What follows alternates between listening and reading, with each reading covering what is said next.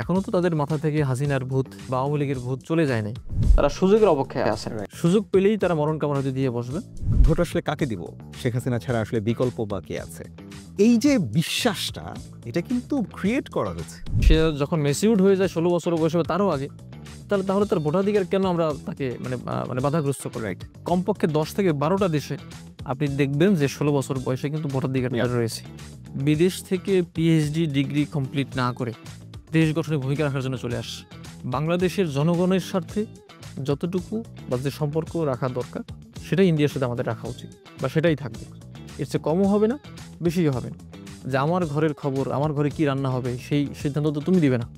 বাংলাদেশে আওয়ামী লীগ রাজনীতি করতে পারবে কি না, এটা বাংলাদেশের জনগণ সেট করবে, জনগণ সিদ্ধান্ত নেবে। জনগণ কিভাবে সিদ্ধান্ত নেবে? এখন তো আপনি দেখবেন এনসিপিকে বা দলের নেতৃবৃন্দকে ব্যর্থ প্রমাণ করার চেষ্টা করা হচ্ছে। এবং আপনাদের ঘটনা ঘটতে দেরি হয়, ফেসবুকে আসতে বেশি দেরি হয় না। কিন্তু দেরি হয়। বাংলাদেশের আইন শৃঙ্খলা পরিস্থিতি আপনি কিভাবে মূল্যায়ন করবেন? আগের থেকে মামলা এখন বাংলাদেশে একটু বেশি হচ্ছে। এই মেয়েটা যে একা থানায় গিয়ে ওসিকে এই কথাটা বলার সাহস করছে, আপনি চিন্তা করেন। এবং ঢাকার 15 কিলো আর পটুয়াখালীর 15 কিলো সমান না। একজন শহীদের ভাই, শহীদের স্ত্রী আছেন, তার সন্তান নাই, শহীদের স্ত্রীকে বঞ্চিত করার জন্য শহীদের ভাই আসছেন তার বন্ধুর ওয়াইফকে শহীদের ওয়াইফ সাজিয়ে নিয়ে। মুজাহিদুল ইসলাম শাহীন একজন আইনজীবী, সমাজসেবক এবং রাজনীতিবিদ। বাংলাদেশ সুপ্রিম কোর্টের সহকারী অ্যাটর্নি জেনারেল হিসেবে দায়িত্ব পালন করার পাশাপাশি সাধারণ মানুষের আইনি সহায়তা নিশ্চিত করতে তিনি রেখে চলেছেন সক্রিয় ভূমিকা। জুলাই স্মৃতি ফাউন্ডেশনের নির্বাহী সদস্য হিসেবে দায়িত্ব পালন শেষে বর্তমানে লিগ্যাল এক্সপার্ট টিমের প্রধান হিসেবে দায়িত্বরত রয়েছেন।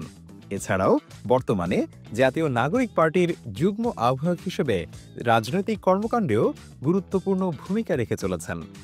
সালমান শোয়ের আজকের পর্বে আমরা শুনব তার আইনজীবী থেকে রাজনীতিবিদ হয়ে ওঠার গল্প, জানব কেমন দেখছেন আগামীর বাংলাদেশ।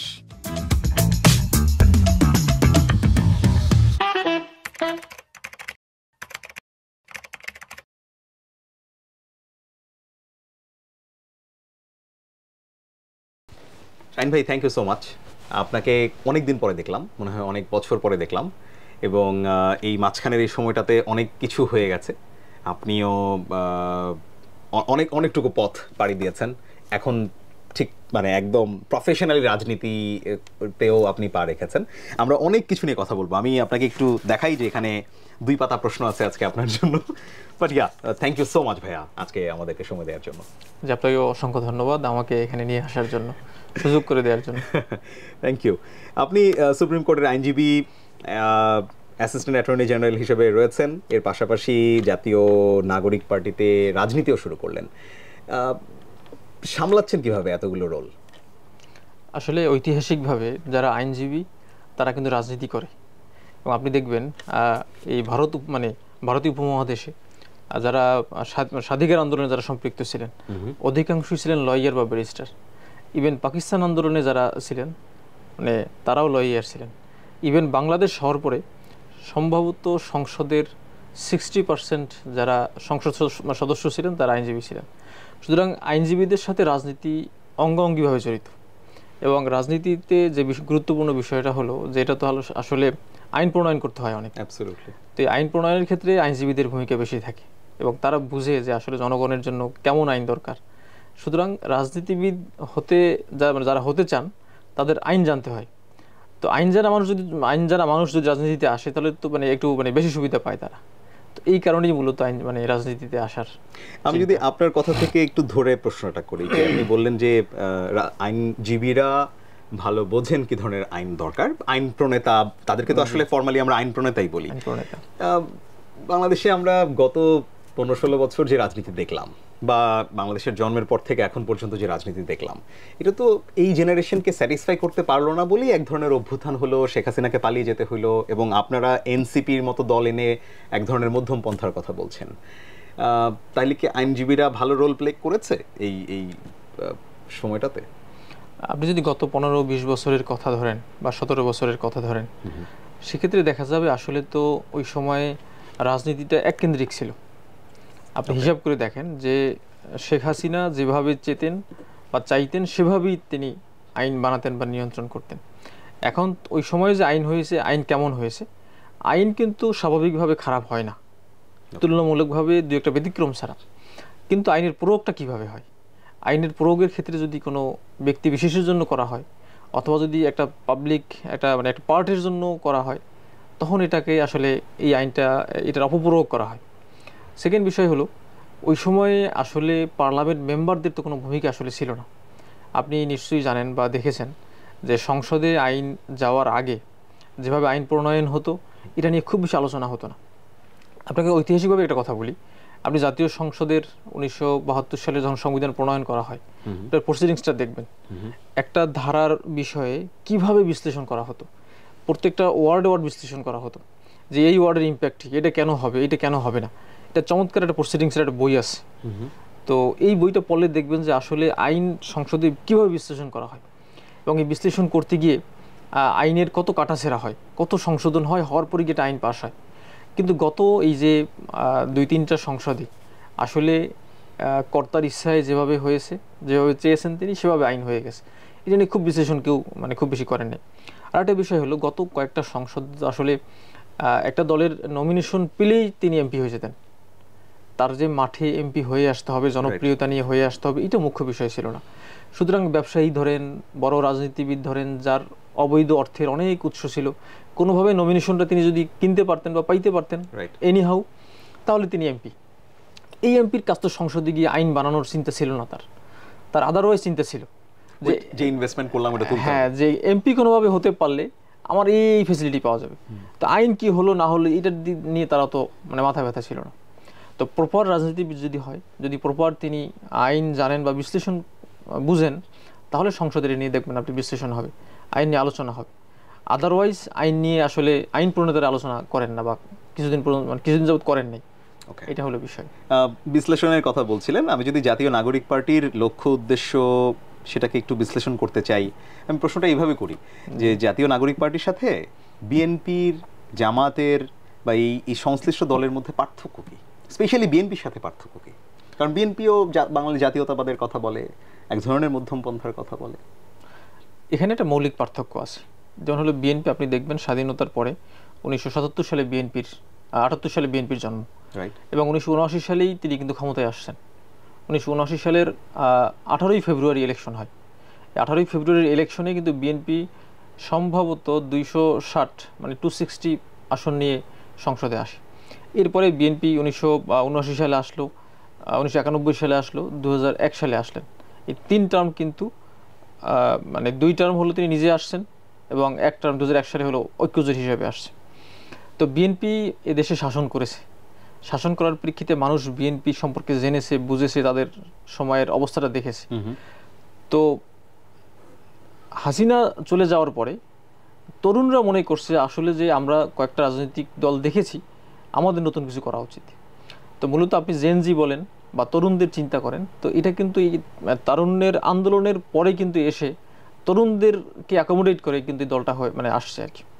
সেক্ষেত্রে আপনি তরুণদের সাইকোলজি বোঝা, তরুণদেরকে নিয়ে চলা বা বাংলাদেশ গঠনে তরুণদের যে ভূমিকা, এটা নিয়ে মূলত আপনার এই এনসিপিটা এখন আমাদের মাঝে আসছে বা আমরা শুরু করছি আর কি। আপনি দেখবেন তারুণ্যের যে একটা চিন্তা চেতনা কিন্তু এই এনসিপি ধারণ করে এখন পর্যন্ত, যেটা আপনি দেখবেন যে বিএনপির অনেক সিনিয়র নেতৃবৃন্দের কথার সাথে তারুণ্যের কিন্তু একটু মানে গ্যাপ হয়ে যায় বা আছে। তো সেই ক্ষেত্রে এনসিপি হলো এই তারুণ্যের প্রতীক হিসাবে আসছে। এবং আপনি দেখেন যে গত ফ্যাসিজমের যে বিষয়টা আমাদের সামনে আসছে, গত 17 বছরের আন্দোলনে কিন্তু এই ফ্যাসিজম বিদায় করা যায়নি। যখন তরুণ এবং জনতা একসাথে ঐক্যবদ্ধ হয়েছে, তখন কিন্তু ফ্যাসিজম আর থাকতে পারেনি, দেশ থেকে ফ্যাসিজম পালিয়ে গেছে। নতুন করে যেন ফ্যাসিজম না আসে, এই জন্য মূলত তারুণ্য বা তারুণ্যের দল হিসেবে এনসিপি আসছে আর কি। এটা আপনি বলতে পারেন যে এটা ওয়াচডগ হতে পারে। এটা ইন্টারেস্টিং। অনেকে যে একটু না ভালোই সমালোচনা করে যে এনসিপিও একটা কিংস পার্টি হয়ে গেল, সরকারের থেকে দল তৈরি করার একটা ব্যাপার। এই বিষয়ে আপনাদের আসলে মন্তব্য কি? আসলে একটা দলের প্রয়োজন কখন হয়, আপনি দেখবেন বাংলাদেশের প্রত্যেকটা বিপ্লবের পরে একটা নতুন দল হয়েছে। প্রত্যেকটা বিপ্লবের পরে, আপনি 71-এর বিপ্লবের পরে আওয়ামী লীগ মানে এটাকে হেরিডিট করছে, শুরু থেকে চলে আসছে। 75-এর 15ই আগস্টের পরে এসে আপনি দেখবেন বিএনপি হয়েছে। রাইট। মানে বিএনপি 15ই আগস্ট হওয়ার পরে যখন আপনার হলো খন্দকার মোশতাক পার্টি ফর্ম করেন নাই, আগের আওয়ামী লীগেরই কিন্তু মন্ত্রিসভা ওই সময় ওই দিন আবার শপথ নিয়েছে। 15ই আগস্টে শপথ নিয়েছে আওয়ামী লীগের যারা ছিলেন তারাই নেতৃবৃন্দ। এরপরে 1978 সালে সে বিএনপি হলো, সেটা কিন্তু বিপ্লবের একটা ধারাবাহিকতা ছিল, জি, যদি বিপ্লব ধরি বা একটা ট্রানজিশন ধরি, এক ধরনের অভ্যুত্থান। হ্যাঁ, এরপরে আপনি দেখেন 1982-তে এসে যখন জিয়াউর রহমান মারা যায়, তারপরে কিন্তু আবার জাতীয় পার্টির উত্থান হয়েছে। রাইট। এরপরে আপনি দেখেন 2025 সালে এসে যে বিপ্লবটা হলো বা গণ অভ্যুত্থান আমরা বলি, এই গণ অভ্যুত্থানের চেতনাকে ধারণ করে কিন্তু নতুন দলটা আসছে। এটা কিংস পার্টি আপনি যদি বলেন, সেটা আসলে এটা যৌক্তিক না, কারণ আপনি মাত্র 2 জন বা 3 জন উপদেষ্টা ছিল আর কি, 3 জন, এখন আছে 2 জন। তো এই 2 জন উপদেষ্টা, এরা ইয়াং, এনার্জেটিক, তরুণ একদম, যার রাজনৈতিক কোনো অভিজ্ঞতা নাই, তারা এখানে এত বড় দেশে বা এই দেশের মধ্যে কীভাবে ইম্প্যাক্ট ফেলবে? এটা তো মূলত দেশের সাধারণ মানুষ সাপোর্ট দিচ্ছে, যে আপনার হলো 15 বছরে যে দলগুলো অনেক কিছু করতে পারে নাই, তোমরা যারা করতে পারছো, তোমাদেরকে ধারণ করে, তোমাদের এই চেতনাকে আমরা বিশ্বাস করি, সুতরাং তোমরা রাজনীতিতে আসো। তো এটা কিংস পার্টি বলা যাবে না এই কারণে যে সরকারের কি সহযোগিতা এমন পাচ্ছে। যদি হোল গভর্নমেন্ট হতো, আপনি যদি ধরে নেন, অথবা এই গভর্নমেন্টের পুরো গভর্নমেন্ট সাপোর্ট দিত, তাহলে আপনি এটা বলতে পারতেন কিংস পার্টি। কিন্তু গভর্নমেন্টের তো 1-2 জন উপদেষ্টা দিয়ে তো আসলে এটা কিংস পার্টি হয়ে যায় না বা সম্ভব না। তাছাড়া আপনি দেখবেন 2009 সালের পরে যখন হলো যখন আওয়ামী লীগ আসে আর কি, 8 সালের একটু আগে ফেরদৌস আহমেদ কুরুশির মাধ্যমে ডিপ স্টেটের একটা দল করার চেষ্টা করা হয়েছিল, বিএনপি ভেঙে টেঙে। তো এখানে তো আপনি দেখবেন আমরা তো কাউকে ভাঙছি না, যে বিএনপি ভেঙে চলে আসতেছে একটা গ্রুপ, আওয়ামী লীগ ভেঙে চলে আসতেছে, জামাত ভেঙে চলে আসতেছে, যেটা ডিপ স্টেটের মেকানিজম বলে আর কি। তো ওই মেকানিজমের মাধ্যমে যদি আসতো, তাহলে বলা যেত কিংস পার্টি হচ্ছে। বাট আমি মনে করি এই কিংস পার্টির একটা আওয়াজ অনেকেই নিয়ে আসতেছেন, এটার সাথে আসলে দল গঠনের বা প্রক্রিয়ার কোনো সম্পর্ক নেই। এটা একদম ওপেন সিক্রেট, তরুণ ছাত্ররা আন্দোলন করছে, যারা নেতৃত্ব দিয়েছে তারাই মূলত এটা দল গঠন করছে। স্টেট মেকানিজমের মধ্যে থেকে বা স্টেটের কোনো সাপোর্ট ওভাবে কিন্তু এখনো পাচ্ছেন, দৃশ্যমান না। তাহলে এই প্রশ্নটা কিভাবে অ্যাড্রেস করবেন, যে যারা একসাথে কাঁধে কাঁধ মিলিয়ে আন্দোলন করলেন, আহত হলেন, মারা গেলেন, এখনকার সময়ে এসে তারাই আবার 3-4টা রকম ধরনের ভাগ হয়ে গেলেন, একসাথে থাকতে পারলেন না। খুব বেশি সময় লাগেনি, কিন্তু 1 বছরও হয় নাই। তাহলে এই ব্যাপারটা কিভাবে বলবেন আপনি? নিজেরাও তো একসাথে থাকতে পারছি না আমাদের এই ছাত্র। আপনার লক্ষ লক্ষ ছাত্র জনতা আন্দোলন করছেন, তো এই লক্ষ লক্ষ মত তো সবসময় একরকম থাকবে না। আপনি দেখবেন যে যারা অধিকাংশ একসাথে থেকে রাজনীতি করতে চাচ্ছে, তারা একসাথে আসেন কিনা। সেদিক থেকে চিন্তা করলে অধিকাংশ ছাত্র নেতৃত্ব বা তরুণ নেতৃত্ব কিন্তু একসাথে হয়ে কাজ করছেন। সুতরাং আমি মনে করি এই জুলাই গণ অভ্যুত্থানের চেতনা ধারণ করেই তারা রাজনীতি করছেন। তাছাড়াও যদি অন্য আরও কোনো প্ল্যাটফর্ম আসে বা তারা রাজনীতি করতে চায়, করতে কোনো বাধা নেই। সবাইকে যে ঐক্যবদ্ধ হতে হবে, একসাথে হতে হবে, এরকম তো কোনো বিষয় না। যদি ইন্ডিভিজুয়ালি এই গণ অভ্যুত্থানের চেতনা, বিপ্লবের চেতনা ধারণ করে আরও অনেক বেশি রাজনীতিক আসেন বা রাজনীতি কেউ করতে চান, দল গঠন করেন, আমি তো অ্যাপ্রিসিয়েট করি। এটাকে সুযোগ দেওয়া উচিত। শত ফুল ফুটতে দিতে হবে, এখানে কাউকে বাধা দিয়ে ফুল ছেড়ে ফেলে দেবো অঙ্কুরেই, এটা আমি মনে করি না আর কি। আপনারা নিজেরা কোনো বাধা পেয়েছেন কিনা দল গঠনের আগে? কোনো রকম চ্যালেঞ্জের মুখোমুখি হয়েছেন কিনা? দল গঠনের আগে তো অনেক কথাই হয় বা মানুষজন বলে থাকে যে তোমরা নতুন করে কি করবা, এত প্রতিষ্ঠিত বড় বড় দল থাকার পরেও তোমাদের এই দলকে কে ভোট দিবে, কারা তোমাদেরকে সংসদে নিয়ে আসবে, তোমরা কী বা করতে পারবা। তা আমি মনে করি আসলে আমরা কি করতে পারবো এই সুযোগটা দেওয়া উচিত, আমাদেরকে দেখা উচিত যে তোমরা কি করতে পারো। তা আমরা মনে করি সাধারণ মানুষ বা তরুণ ভোটাররা এখন কিন্তু অনেক বেশি। আপনি দেখবেন যারা গ্রাম লেভেলে আছে, বয়স হয়ে গেছে, গত 15-16 বছর ভোট দিতে পারেন নাই, তো এর মধ্য থেকে কিন্তু তরুণরা বের হয়ে আসছে। এই তরুণ কিন্তু অনেক ভোটার এখন। এই তারুণ্য যেখানে আছে, আমার মনে হয় দেশ সেদিকেই যাবে। আমরা যদি তারুণ্যকে মোবিলাইজ করতে পারি, তাহলে আমার মনে হয় যারা বয়স্ক মানুষও আছে তারাও বুঝবেন যে না, আসলে তরুণদের হাতেই দেশ নিরাপদ। এবং আমরা মনে করি সেভাবেই এই দল এগিয়ে যাচ্ছে এবং যাবে। না, ওয়ান্ডারফুল। একটু এভাবে প্রশ্ন করি, একটু মানে অবশ্যই নতুন দল, হয়তো অনেক রকম প্রশ্নগুলোই আপনাদেরকে বিভিন্ন জায়গায় ফেস করতে হয়। এই কথাগুলো আরেকবার একটু শুনতে চাই যে আপনারা কোথায় থেকে অর্থ পাচ্ছেন, এবং আমি দেখছিলাম যে অনেক রকম সমালোচনার মধ্যে এটাও সমালোচনা আছে যে আপনারা আহতদেরকে নিয়ে প্রোগ্রাম করলেন ঢাকা বিশ্ববিদ্যালয়ের কোনো একটা জায়গায়, আর পাশেই 5 স্টারের প্রোগ্রাম করলেন হচ্ছে রাজনীতিবিদদের নিয়ে, এবং তাতে কি পরিমাণ খরচ হচ্ছে সেগুলোর ফর্দ দেখলাম ফেসবুকেও আসলো। কোত্থেকে অর্থ পাচ্ছেন? নিশ্চয়ই শুভাঙ্গীরা দিচ্ছেন, বাট এইটা নিয়ে এত কথা হচ্ছে কেন? আপনার কি মনে হয় যে আপনাদেরকে নিয়ে এরকম কথা কেন আসবে যে ওনারা কোত্থেকে টাকা পায়? আচ্ছা, যখন নতুন কোনো কিছু আসে তখন অনেকেরই তার দেখতে ভালো লাগে না যে সে এইটা কেন করবে, কেন সে হোটেল মানে ইন্টারকন্টিনেন্টালে প্রোগ্রাম করবে, কেন সে রাস্তায় দাঁড়িয়ে করবে না, এই ধরনের প্রশ্নগুলো আসে। আপনি দেখেন এখন যে প্রশ্নটা আসছে, আপনি কখনো শুনছেন বিএনপি বা আওয়ামী লীগকে কেউ প্রশ্ন করছে? না, দাওয়াত পেলে আমরা গেছি। বা জামাতকে কেউ প্রশ্ন করছে আপনি এত টাকা কোথায় পেলেন? জামাতের তো অনেক প্রতিষ্ঠান আছে লাভজনক। জামাতের কোনো প্রতিষ্ঠান থেকে আমার ধারণা জামাত টাকা পায় না ওভাবে, এবং এটা নিয়মও নাই। কোম্পানি আইন বা অন্যান্য আইন অনুযায়ী একটা কোম্পানি একটা দলকে ডোনেশন দিতে পারে, সেটা প্রকাশ্য হতে হবে। কিন্তু আপনি দেখছেন কখনো কোনো কোম্পানি বলেছে যে আমি অমুক দলকে এত কোটি টাকা ফান্ড দিয়েছি? অ্যানুয়াল রিপোর্টে প্রকাশ করে নাই, কোথাও নাই, রাইট? অ্যানুয়াল রিপোর্টে নাই, এবং দলের যে আয় ব্যয়ের হিসাব দিতে হয় ইলেকশন কমিশন, ওখানে আপনি দেখবেন না। আপনি বিএনপি এবং আওয়ামী লীগের দলের আয় ব্যয়ের হিসাব আপনি দেখেন, এই যে সোনারগাঁয়ে বা শেরাটনে বা বিভিন্ন জায়গায় প্রোগ্রাম হয়, তারা কি সেই হিসাব কোথাও দেয়? কোথাও দেয় না। তো আপনি এই দলটাকে এই প্রশ্নটা কেন করছেন? তার মানে আপনি চিন্তা করছেন যে এখানে প্রশ্ন করে তাদেরকে একটু বিব্রত করা যাবে। আপনি তো যে কোনো কোম্পানি বা ব্যক্তি, আপনি দেখবেন ইলেকশন কমিশনের যে আইন আছে সেখানে একজন ব্যক্তি পার ইয়ারে কোনো দলকে 20 লক্ষ টাকা দিতে পারেন। কোনো কোম্পানি পার ইয়ারে কোনো রাজনৈতিক দলকে একেবারে 50 লক্ষ টাকা ডোনেশন দিতে পারে। ওকে, এটা আইনের মানে বিধিবদ্ধ নিয়মের মধ্যে আছে। এখন যদি আমাকে কোনো ব্যবসায়ী, কোনো ব্যক্তি, কোনো বা আমাদের এই দলের নেতাকর্মীরা চাঁদা দিয়ে যদি এই প্রোগ্রাম বাস্তবায়ন করে থাকে, তাহলে এই হিসাব জনগণকে কেন দিতে হবে? এই হিসাব তো আমরা আইন অনুযায়ী যেখানে দেয় সেখানে আমরা দিব। তো আপনি যখন এই প্রশ্নটা করছেন, তার মানে হলো এইটা যে এই দলকে বিব্রত করার জন্য এই প্রশ্নটা করা। আপনি তো অন্য কাউকে প্রশ্ন করেন না কখনো, তাহলে এখন কেন করছেন? আচ্ছা, আরেকটা বিষয় হলো, আমরা যদি অন্যভাবে যদি দেখি, এই তারুণ্যের দলকে মানুষ ভালোবাসে না? মানুষের মনে এই দলের স্থান আছে না? যদি কোনো ব্যক্তি বলে যে তোমরা এত বড় একটা আন্দোলন করছো, তোমরা এত চমৎকার ভাবে এই আন্দোলনটা গুছিয়ে এনে ফিনিশিং দিয়েছো, সুতরাং আমরা তোমাদেরকে সাপোর্ট দিব, তো সেই সাপোর্ট যদি লোকজন দিয়ে থাকে, তাহলে আমরা তো কে সাপোর্ট দিয়েছি এটা তো সব জায়গায় বলা ঠিক না। সবারই তো প্রাইভেসি আছে, রাইট? অনেক সময় অনেকেই তো বিভিন্ন অনুদান বা ডোনেশন দিয়ে বলে যে এটা কিন্তু গোপন রাখতে হবে। অ্যাবসলিউটলি। এখন আমরা যদি এটা প্রকাশ্য করে দিই বা সবাইকে বলে দিই, তাহলে তো এই গোপনীয়তা থাকলো না। এই জন্য আমি মনে করি রাজনৈতিক দলকে অনেক মানুষই ফান্ড দিতে পারে বা দিয়ে থাকে। এটা কোনো দলই যেহেতু প্রকাশ্যে আনে না বা পাবলিকলি এটা বলে বেড়ায় না, আমি মনে করি এনসিপিও সেই দিক থেকে অন্য সকল ব্যক্তির, সকল দাতা গোষ্ঠীর অনুদানের বিষয়টা সেভাবেই তারা রাখবে আর কি।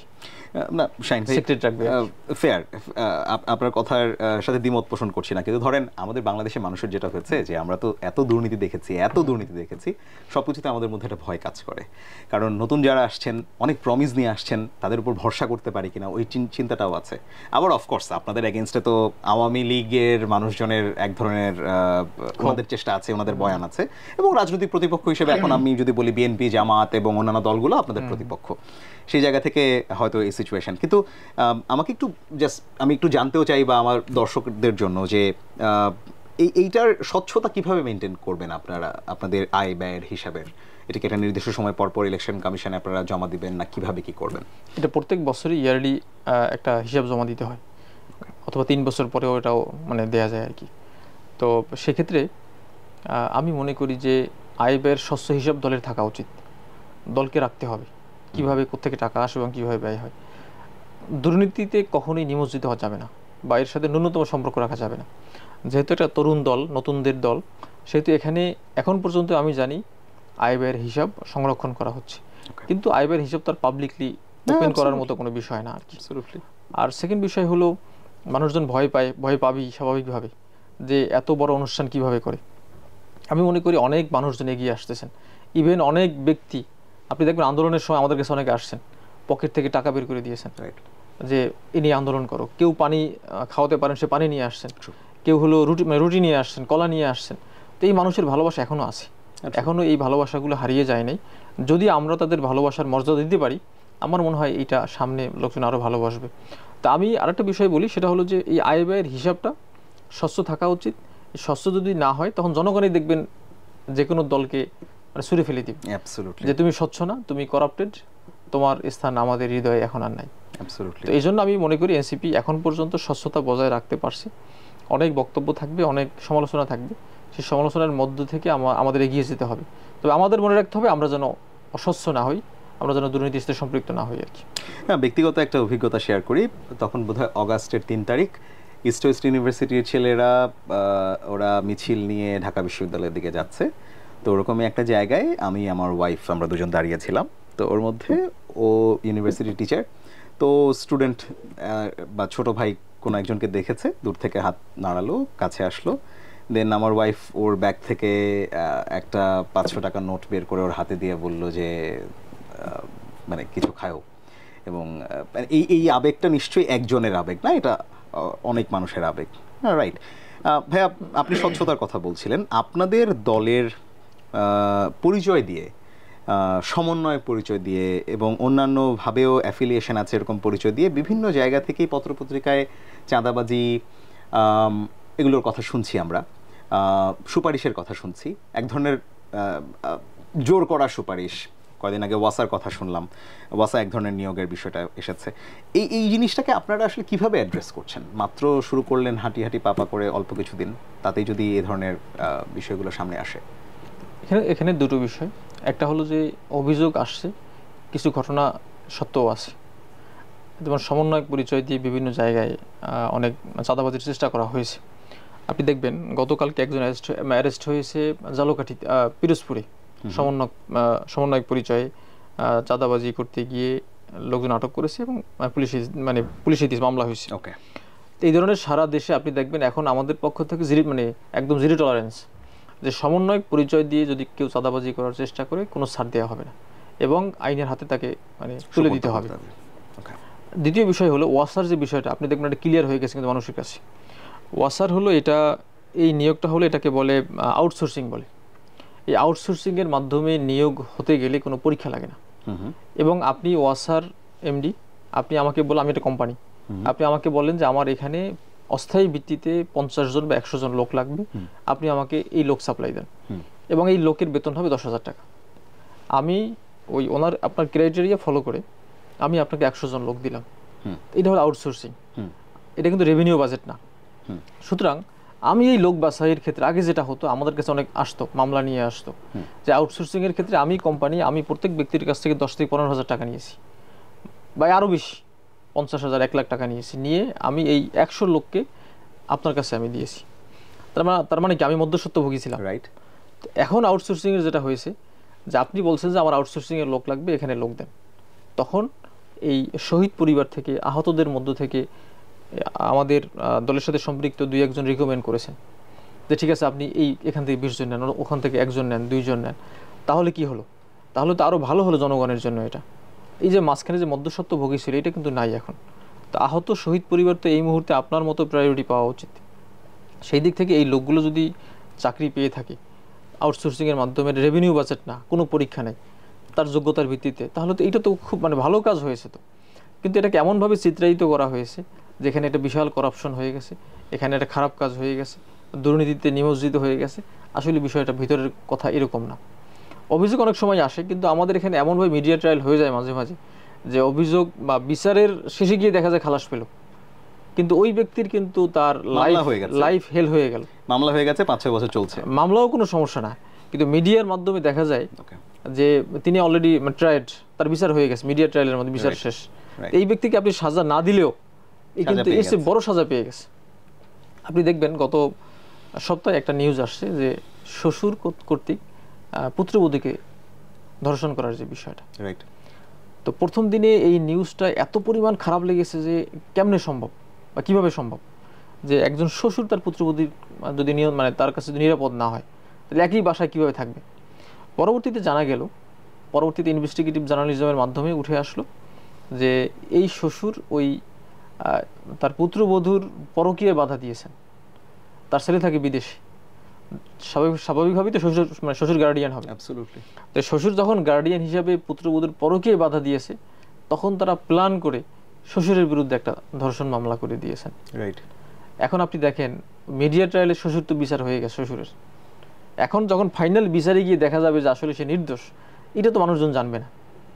তো এখানেও আমাদের ক্ষেত্রেও কিছু কিছু জায়গায় এই সমস্যাটা হয়ে গেছে যে এখন তো সবার নজর হলো সার্চ লাইট দিয়ে সমন্বয় খুঁজছে, সার্চ লাইট দিয়ে এনসিপি নেতা খুঁজছে যে কার কোথায় কি ত্রুটি আছে। তো ত্রুটি তো থাকবেই। আপনি বাংলাদেশের হোল সিস্টেমটা পলিউটেড হয়ে গেছে। এই পলিউটেড সিস্টেমের মধ্য থেকে এসে আপনি তো 1-2 দিনে ভালো করতে পারবেন না। এখানে অনেক স্টেক হোল্ডার থাকবে, অনেকজন মানুষ আপনার সুবিধা নিতে চাইবে। তো তার মধ্য থেকে আপনি কতটুকু ভালো কাজ করতে পারলেন, এটা হলো মুখ্য বিষয়। আপনি দেখেন আর একটা কথা এখানে বলি, প্রাসঙ্গিক কথা, যে বাংলাদেশে যে বিদ্যুৎ সংক্রান্ত যে চুক্তিগুলো হয়েছে আদানি গ্রুপের সাথে, একদম মানে এক পেশে চুক্তি। বর্তমান সরকার কিন্তু সেগুলো অনেক বাতিলও করেছে, কিছুটা মডিফাই করার চেষ্টা করছে। কাজগুলো সহজ না, কিন্তু অনেক কঠিন কাজ, অত্যন্ত কঠিন কাজ। আপনি দেখবেন আজকে একটা নিউজ আসছে যে বিদেশ থেকে মানে তাপবিদ্যুৎ কেন্দ্রের জন্য কয়লা আসছে, এই কয়লার মধ্যে অধিকাংশ হলো মাটি, কয়লার বদলে মাটি পাঠানো হয়েছে। কোত্থেকে আসছে? আমাদের বন্ধুপ্রতিম দেশ থেকে আসছে। তো এখন এইটা আগে কোনো নিউজ হইতো না, বাট আজকে কি হলো, এই কয়লা ফেরত দেওয়া হচ্ছে। আমি তো আপনার কাছে মাটি কিনে নেই, কয়লা কিনেছি, মাটি কেন আসবে? এখন আপনি দেখেন এই ধরনের কিন্তু অনেক ভালো কাজ দেশের মধ্যে হচ্ছে, এটা কিন্তু মিডিয়ায় আসছে। আপনি দেখেন আওয়ামী লীগের সময় যে অসম চুক্তির মাধ্যমে বা উন্নয়নের কথা বলে যে পরিমাণ ঋণ করা হয়েছে বিদেশ থেকে, বর্তমান সরকার সেই ঋণ দিচ্ছে না, তার এটা তো বহন করতে হচ্ছে গভর্নমেন্টকে। ডক্টর ইউনূস স্যার এখন আমাদের প্রধান উপদেষ্টা, আমি তো মনে করি উনি না থাকলে এই দেশটা কে চালাতেন? এখন যে রেমিটেন্স আসছে, রিজার্ভ একদম মোটামুটি ভালো অবস্থায় আছে। শেখ হাসিনা যখন এর আগের ইলেকশনটা করে 1-1.5 বছর আগে যেটা হলো, এর আগে আমাদের অনেক মনে হয়েছে না যে এই দেশে আর কি চালাইতে পারবে, শেখ হাসিনা ছাড়া তো বিকল্প নাই। এরকম একটা ন্যারেটিভ প্রতিষ্ঠা করেছে। আমি আমার কর্মস্থলের গল্প বলতে পারি ভাইয়া, সেটা হচ্ছে যে আমি একটু শেষ করে নিই এটা। তো এমন একটা আমাদের ধারণাও হয়ে গেছিল যে এই রিজার্ভ রাখতে হলে বাংলাদেশের আর্থিক অবস্থার যদি ধরে রাখতে হয় যা আছে সে অবস্থায়, কোনো বিকল্প নেই, তাহলে হাসিনা ছাড়া চলবে না, হাসিনাকে এনিহাউ রাখতে হবে। দলগুলো ফ্রাস্ট্রেটেড হয়ে গেছে যে বাংলাদেশ এমনভাবে মানে আর্থিক শূন্যতায় ভুগছে যে আসলে আমরাও যদি এখন ক্ষমতায় যাওয়ার চেষ্টা করি তাহলে আমরা কি করব, আমরা কি চালাতে পারবো কিনা। তো তখন সেই অবস্থা থেকে কিন্তু আপনি দেখেন দেশ এখন চলছে না। আপনি এই রমজান মাসে আপনি গত 10 বছরের রমজানের দিকে তুলনা করেন, আপনি সেই তুলনায় এই রমজান মাসে কিন্তু দ্রব্যমূল্যের ঊর্ধ্বগতি নাই, বরং নিম্নগতি আছে, নিম্নগতি অনেক কমে গেছে। ডিমের দাম 110 টাকা লাস্ট কবে আমি দেখছি এরকম। আরেকটা আপনি দেখেন যে আজকে ভারতের একটা নিউজ দেখলাম আমি, সেখানে এখন 20% শুল্ক হ্রাস করেছে পেঁয়াজ আপনার রপ্তানিতে। আমরা যে পেঁয়াজ এখন ইন্ডিয়া ছাড়া অন্য জায়গা থেকে আনছি এবং দেশের এখন দাম স্টেবল আছে, তাদের পেঁয়াজ এখন কোথায় বিক্রি করবে? বাংলাদেশ একসময় বড় মার্কেট ছিল, এখন তারা 20% শুল্ক হ্রাস করেছেন। কেন? তার পেঁয়াজ বিক্রি হচ্ছে না, ডিসকাউন্টে কিনতে হবে। তো সেই দিক থেকে আপনি দেখেন বাংলাদেশের আইন শৃঙ্খলার পরিস্থিতি যদি একটু আমরা বিবেচনায় চিন্তা করি যে খারাপ অবস্থা কিছুটা আছে, অন্য দিক থেকে চিন্তা করেন, অর্থনীতির কথা চিন্তা করেন, বাজারের কথা চিন্তা করেন, সব দিক থেকে আমার মনে হয় যে এই ডক্টর ইউনূস সাহেবের অন্তর্বর্তী সরকার খুব ভালোভাবে কাজ করতেছেন, ভালো সার্ভিস দিচ্ছেন। আইন শৃঙ্খলার প্রশ্ন তো বলছিলেন ভাই, আপনি আরেকটা বিষয় আপনি দেখেন যে বিদ্যুৎ, আমরা শুনতাম না যে বিদ্যুৎ বন্ধ হয়ে যাবে, বিদ্যুৎ থাকবে না, বিদ্যুৎ হলো সব মানে স্টেশন বন্ধ হয়ে যাবে। এখন কি হচ্ছে? আপনি বিদ্যুৎ পাচ্ছেন না? পাচ্ছি। তাহলে এই যে আগে অপপ্রচারগুলো ছিল যে বিকল্প নেই কোনো, বাট বিকল্প চলে আসছে। তো যেটা বলছিলাম যে আসলে অপপ্রচার অনেক বেশি, কিন্তু ভালো দিকগুলো সামনে আনা হচ্ছে না। আপনি একটা গল্প বলতে চাচ্ছিলেন আপনার মানে প্রতিষ্ঠানের, সেইটা আমি তার আগে একটা প্রশ্ন করেই ফেলি। এই যে ধরেন অপপ্রচারের কথা বলছি, মিডিয়া ট্রায়ালের কথা বলছি, মিডিয়াতে যে কমিউনিকেশনগুলো যাওয়া দরকার সেগুলো না গিয়ে অন্য কিছু যাচ্ছে। আপনারা, আমি যদি তারুণ্যের শক্তির জায়গা থেকে বলি, এনসিপি দল হিসেবে না, বৈষম্য বিরোধী ছাত্র আন্দোলনের তো আমরা সাধারণ মানুষ যাদের খুব একটা ব্যানার নাই আর কি কোনো দলের, তারাও তো বৈষম্য বিরোধী ছাত্র আন্দোলনের পার্ট, শুভাকাঙ্ক্ষী হিসেবে হোক বা অন্য যে কোনোভাবেই হোক। এত বড় যে শক্তি, আপনারা শেখ হাসিনার মতো স্বৈরশাসককে তাড়িয়ে দিলেন একরকম, তাদের কি মিডিয়া নিয়ে মানে আপনারা মিডিয়াকে এই তথ্যগুলো সরবরাহ করছেন কিনা, বা এই চেষ্টায় আছেন কিনা, বা এই জায়গাটা এক ধরনের গ্যাপ দেখেন কিনা আপনারা? আপনি দেখেন যে গত 17 বছর বা 16 বছর টাইমটা কিন্তু অনেক বেশি, অনেক বেশি। যে ছেলেটা 2009 সালে জন্মগ্রহণ করছে, 25 সালে এসে সে কিন্তু ভোটার হয়ে গেছে। ট্রু। তো তারা বঙ্গবন্ধু হাসিনা দেখতে দেখতে আর বা পড়তে পড়তে পড়তে আর কিছুই তারা জানতো না, বাট এই সময় এসে সোশ্যাল মিডিয়ার কারণে কিন্তু তারা অনেক কিছু জেনে গেছে, অনেক গোপন কিছু ফাঁস হয়ে গেছে। কিন্তু পাশাপাশি আপনি দেখবেন যেগুলো ইলেকট্রনিক মিডিয়া, প্রিন্ট মিডিয়া, এগুলো শেখ হাসিনা বা আওয়ামী লীগের এমন কবজায় ছিল, বা এই মিডিয়া হাউসগুলোর মালিকরা বা যারা মিডিয়া পরিচালনা করতেন, সম্পাদক সাহেবরা, অন্যান্য সাংবাদিক সাহেবরা, তারা এমনভাবে বিক্রি হয়ে গেছিলেন যে তারা হাসিনা বন্দনা ছাড়া কোনো কিছু চিন্তা করতে পারতেন না। গান শোনাতেন, মানে যে কোনোভাবে হোক ট্রেনে বঙ্গবন্ধু এবং হাসিনায় নিয়ে আসতেন, সব কিছুর শেষ হলো ওখানে গিয়ে শেষ হতো। তো 17 বছরে যে লোকগুলো তৈরি হয়েছে, এই লোকগুলো তো চলে যায়নি, এটা তো এখনো বাংলাদেশে আছে, বাট এখন তারা তাদের মানে অবস্থান হয়তো চেঞ্জ করছেন, অথবা এখন তারা লিবারেল হওয়ার চেষ্টা করছেন বা দেখাচ্ছেন, কিন্তু সময় পেলেই তারা কিন্তু বিরুদ্ধে লিখে দিচ্ছেন, সুযোগ পেলেই কিন্তু তারা একটু খোঁচা দিয়ে দিচ্ছেন। এবং একটা নিউজের হেডলাইনে আপনি পজিটিভলিও এটাকে প্রকাশ করা যায়, নেগেটিভলিও করা যায়। এখন এমনভাবে শব্দ চয়ন করবে আপনি বুঝতে পারবেন না যে সে কিভাবে মানে আপনার কথাটা বিরুদ্ধে চলে যাচ্ছে। তো আমার ধারণা যে আস্তে আস্তে পরিবর্তন হবে। এখনও তো তাদের মাথা থেকে হাসিনার ভূত বা আওয়ামী লীগের ভূত চলে যায়নি, তারা সুযোগের অপেক্ষায় আছেন। সুযোগ পেলেই তারা মরণ কামড় হয়তো দিয়ে বসবেন। আর সেই কারণে মূলত এই গভর্নমেন্টের সফলতা যেটা আছে এটা তারা প্রচার করছেন না, ওভাবে নেগেটিভ বিষয়টাকে খুব বেশি সামনে নিয়ে আসছেন। আমি মনে করি যারা মিডিয়ার লোকজন আছেন তাদেরকে আরও বেশি একটু মানে জনগণের দিকটা চিন্তা করা উচিত। সাধারণ মানুষ কী ভাবে, কী চিন্তা করে, এবং এই সরকার সাধারণ মানুষকে কতটা সাপোর্ট দিয়ে যাচ্ছে, এইটা বেশি বেশি প্রকাশ করা উচিত। আপনি নেগেটিভ নিউজ প্রকাশ করেন, এতে বাধা দেওয়ার কিছু নাই, কারণ আমরা সংবাদপত্রের স্বাধীনতায় বিশ্বাস করি, আমরা মানুষের মত প্রকাশের স্বাধীনতায় বিশ্বাস করি, কিন্তু আপনি এক পেশে হয়ে শুধু নেগেটিভ নিউজ প্রচার করবেন, এটা অনৈতিক। অ্যাবসলিউটলি, এটা অনৈতিক। অ্যাবসলিউটলি। আমার ব্যক্তিগত গল্পটা বলি ভাইয়া, আপনি যে বিকল্পের জায়গা থেকে বলছিলেন। সো গত 2024-এ যখন আওয়ামী লীগ নির্বাচন করলো, তার বোধহয় 4-5 মাস আগের কথা। তো আমি আমার কয়েকজন বন্ধু বান্ধব এবং বেশ ভালো জায়গায় চাকরি করে এরকম গোল টেবিলের মতো আমরা বসছি আর কি, এক জায়গায় গল্প টল্প করছি, চা খাচ্ছি। তো আমি কথাটা এরকম তুললাম যে আমরা লাস্ট কবে কে ভোট দিয়েছি এবং সামনে যে নির্বাচন ওখানে ভোট দিব কিনা। তখন ম্যাক্সিমাম বললো যে আমরা ভোট দেইনি, এবং আমার বয়সে মিনিমাম 3টা ভোট দিতে পারার কথা, বা অ্যাটলিস্ট 2টা, কেউই আসলে ভোট টোট দেয়নি। এবং আমি বললাম যে কেমন লাগে যে আমরা ন্যাশনাল ভোট দিতে পারি না বা দেই না, তো কেমন লাগে? তো সবাই বলছে না কোনো সমস্যা নাই, মানে দেশটা তো চলছে, এবং ভোট আসলে কাকে দিব, শেখ হাসিনা ছাড়া আসলে বিকল্প বা কে আছে। এই যে বিশ্বাসটা, এটা কিন্তু ভাইয়া একটা ক্রিয়েট করা হয়েছে, এবং জুলাই আন্দোলনের সময় একদম শেষের দিকে গিয়ে কিন্তু ব্যাপকভাবে ছড়িয়ে দেওয়া হয়েছিল যে বিকল্পকে, তুমি যে আন্দোলনটা করছো শেখ হাসিনা চলে যেতে হবে, এক দফা আন্দোলন, তুমি গেলে আসলে উনি গেলে বসবে কে। এবং এটা কিন্তু আসলেই অনেককে স্ট্রাক করে। ওই সময় ইন্টারনেটও যখন বন্ধ করে দিল, দেশের বাইরে থেকে যেই মানুষগুলো বাংলাদেশি যারা ভালো অবস্থানে আছেন, তারা কিন্তু স্ট্যাটাস দেওয়া শুরু করলেন যে আমি বিকল্প, তুমি বিকল্প, লাগলে আমরা চলে আসবো। এইটা একটা অন্যরকম মুহূর্ত ছিল, আমাদের মাথায় সেট হয়ে গেছে বিকল্প নেই। এক্স্যাক্টলি, বিকল্প নেই। হ্যাঁ, এবং আমিও অবাক হয়ে শুনছিলাম আর কি যে এই শিক্ষিত মানুষজন যাদের ব্যাকগ্রাউন্ড ভালো, তারাও মেনে নিচ্ছেন যে না, শেখ হাসিনা ছাড়া বিকল্প নাই, সমস্যা আছে তো অসুবিধা কি, আমি ভোট দিতে পারি না। আরে ভাই, তাহলে এই দেশের গণতন্ত্রের কথা বলার দরকার কি? এখন তো আমরা দেখতে পাচ্ছি বিকল্প আছে বা ছিল। অ্যাবসলিউটলি, এখন তো বিকল্প আছে, মানে প্রবাবলি আরো অনেক বেটার বিকল্প আমাদের এই মুহূর্তে আছে, আলহামদুলিল্লাহ। ভাইয়া, ভোট নিয়ে যদি একটু, মানে আমাদের যেহেতু কথা হয়ে গেল, রিসেন্টলি আপনারা দাবি করেছেন ভোটারের বয়স 16 বছর হওয়া উচিত। এটার আসলে কোন ব্যাকগ্রাউন্ড থেকে আসছে? এবং অনেকেই তো বলে থাকেন যে একটা ইন্টারমিডিয়েট পড়া ছেলে, তার আসলে ম্যাচুরিটি লেভেলটা কি, তাকে দিয়ে যদি ভোটিং রাইট দেওয়া হয়, এই সমালোচনাগুলোকে কিভাবে অ্যাড্রেস করছেন বা আপনাদের লজিকটা যদি একটু জানতে চাই।